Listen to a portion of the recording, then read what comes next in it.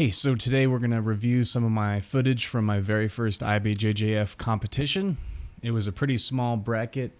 Only 3 people were in it. There were 4 at first, and then somebody dropped out, and there were only 3, just enough to fill the podium. So there were 3 matches in total, I guess, for the whole thing, and I competed in 2 of them. So we're going to see how those went. It was pretty fun. This was kind of like the biggest competition that I've done so far because up until now I haven't had to travel very far. I've traveled to Lubbock, a little over an hour away, but this time I had to go all the way out to Albuquerque, which is like 4.5 hours away from where I live. So still not that big a deal, but getting farther out. And so it was kind of stressful getting ready for this because it was like, man, there's a lot more effort that went into having to get ready for all this. I'm having to travel all this way and then travel back, and it would just really suck if I were to lose in my first match, get eliminated, and then all of that was totally wasted. So luckily that wasn't the case, and everything really worked out. So these matches are going to be kind of short, but we're going to try and glean from them what we can, even still. So yeah, the very first match had already taken place by now, and I was going to be fighting the loser of the first match of the bracket. So yeah, there we go. We got Dawson here. Super good-natured competitors, which was really nice. Started with the stand-up game, trying to be relaxed. Tried to engage right off the bat. There we go. Cosmic guard pull.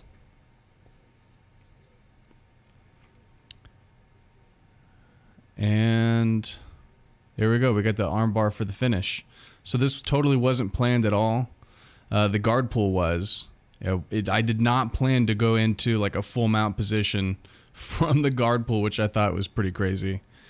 And then I feel like I made a bad decision right there.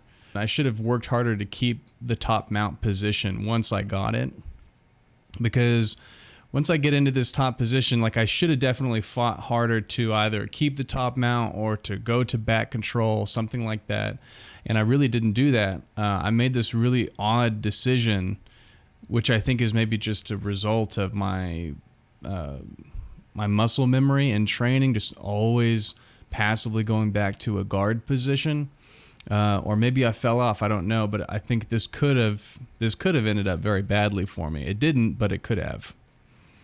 So I kind of I don't even know what I do. I mean, I guess I'm trying to take the back here, and I throw myself over, which I don't really know what my intention was there. I don't even think I had a conscious thought about that movement, and it could have really backfired on me. So then there we go. Then I feel the armbar opportunity there. I get the leg over, and then I'm going to try and kind of swivel the head out so that I can finish it out. And I pulled really hard on this one because what's kind of crazy is that in training, I've been struggling getting the armbar just in live rolls. And so for me to pull this armbar off in competition, pretty wild. Definitely not anything that I planned. Totally just an opportunistic thing, and I'm glad that it worked out. So, yeah, that was what, a 20-second match, 30-second match. So, yeah, pretty cool. Definitely a new experience as well with the IBJJF having no rash guard underneath. I was worried that was going to be an issue, but I think I actually prefer it. It's a little more comfortable. So we got our second match coming up here. And again, we're going to invest some time in the stand-up game. Really nice on my part to be able to kind of push the offensive, have him taking steps back. I wanted to be an initiatory. I wanted to be the one to bring it to him, be a little more confident in starting the match, take control. I grab that collar grip, another cosmic guard pull. So I got him in the closed guard. This match goes exactly like I planned it. This was exactly what I had prepared for months and months. This whole sequence is something that I have been working on for a long time. So, whereas the first match was totally almost, spontaneous, this one was pretty meticulous on my part. So, I'm going into this reverse Kimura grip on his arm, just kind of wanting to get him to start thinking, start doing stuff, and eventually I'm going to want to end up, because I'm really not going to do anything with the reverse Kimura. A lot of the attacks from the reverse Kimura I'm not good at yet, so I wouldn't try them. There we go. Then we get that arm open to where I can get into the Vale Tudo hold, that underhook his arm, and then grab the opposite side of his lapel to kind of anchor in. And now I'm trying to control his arm there. I think at some point I try a punch choke, and it's not really working. A little too tight of a space there. I'm going to control his arm, his right arm there, and then I'm going to work my guard up. I'm opened up, shoot the triangle. There we go. Now I have a top lock position. Squeezing hard on that one. Using my free hand to grab my shin. And now I can let go of the Vale Tudo and close up that figure 4 on the triangle. I underhook that leg. A tip, like that's a part. This is all, let me pause real quick. This is all stuff that I was consciously trying to fix from my last competition. So one of my last competitions, I think the first match in an AGF here in Amarillo, I got my opponent into a triangle twice, I think. Especially the first time. I got them into the triangle from closed guard, and then I failed to keep them in it. And one of the things was that they had stood up to try and shuck the triangle off, and they succeeded. The answer to that was to just underhook the leg to break their posture back down and finish the triangle. So I consciously in training tried to fix it, and flesh out my triangle attack to make it higher percentage. And so this match is evidence that a lot of the hard work that I put in with my coaches and professors really paid off, trying to get my triangle tech higher percentage success rate. So yeah, we end up rolling over. Now I'm in top mount triangle, and it doesn't look like the effort is all that high on this, but this was super difficult. Like this took 100% of my muscle and energy. Like this was really, really hard. I just kept thinking in my head, because it was hard. I didn't know, like, is he going to roll me over? Am I going to lose this top position? Like, it was kind of hard to balance. I tried to turn and grab that pant leg in order to keep that position, keep the angle so the pressure was on. And he lasted a full minute in this top mount triangle until he taps right there. So, man, and holding that for a whole minute was wild. It took maximum effort for sure. And yeah, so like right there, I'm grabbing that pant leg. I'm trying to turn to grab the pant crease, and the whole time I'm just trying to outweight him. I figured there's no possible way that he could be living through this top mount triangle forever. Like he's gonna tap eventually.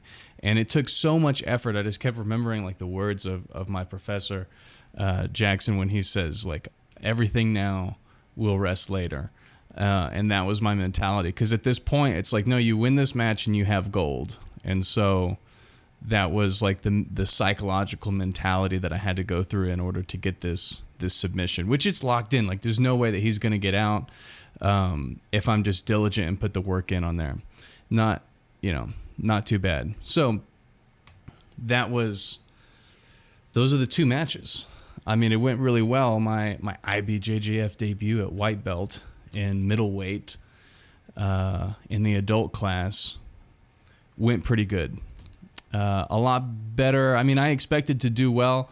I didn't know what was going to happen, because I've been getting these silver medals at AGF competitions, and assumedly, the competition is going to be better at an IBJJF than an AGF.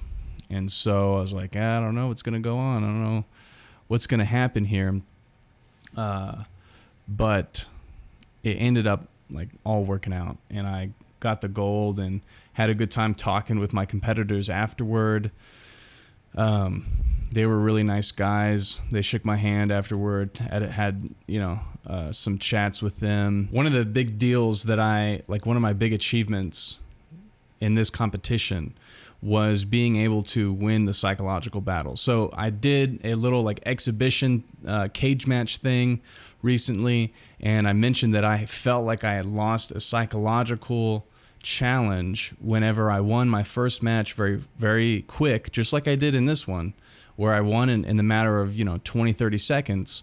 And then I get kind of a head high. I'm feeling too confident, feeling too good about myself. And then because of that overconfidence, I let my guard down and I don't take my opponent seriously. And I don't give the match the respect that it needs, and keep my awareness on. And I tried to remember that in this competition. And there was a moment when I was walking from the bullpen to the mat with my opponent that I noticed, I caught it in my head. I was like, you feel too good right now. You need to check yourself and get your head in the space that it needs to be for this next match, because you're not done yet. You've not finished the bracket. And so I successfully checked myself, and I felt like I had a much better headspace going in than I did in the last competition after a cool win. So making a ton of progress. I mean, really, I'm really pleased to have done this. It's taken a lot of hard work, and so hopefully we'll be able to perform well in the next competition, whenever that may be. And until then, we're just going to keep training, having fun. So yeah, still learning all kinds of stuff, still a white belt, and still just trying to learn everything, and we're doing it. So thanks for watching, and I'll see you later. Bye-bye.